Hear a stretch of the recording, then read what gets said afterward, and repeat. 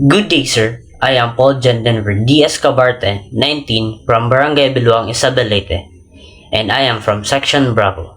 The first question is, illustrate how contemporary science use the findings of the universe existence to substantiate the existence of God. Now, contemporary science shows that the universe had a beginning, especially through the Big Bang theory, which states that space, time, and matter started about 13.8 billion years ago. Philosophically, if the universe began to exist, it must have had a cause because things do not come from nothing.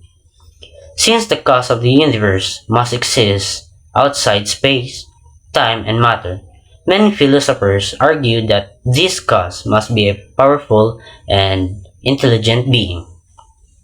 In addition, the fine-tuning of the universe, such as the precise physical constants that allow life to exist, suggests order and design rather than pure chance.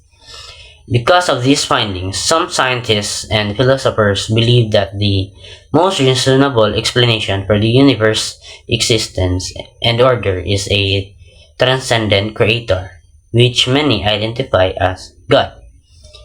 Now, for the second question is, how would you respond to and philosophically dispute the issue posed by the most prominent atheist of our day, Mr. Richard Dawkins, who created God?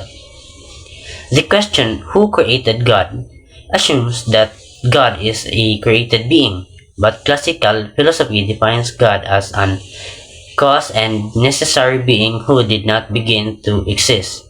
The cosmological argument states that everything that begins to exist has a cause, and since the universe began to exist, it must have a cause outside of it.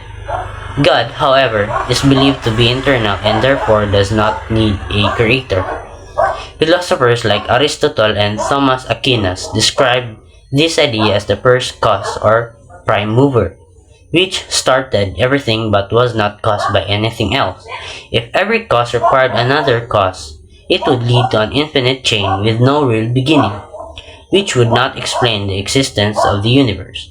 Therefore, the idea of an eternal God provides a philosophical answer to Dawkins' question.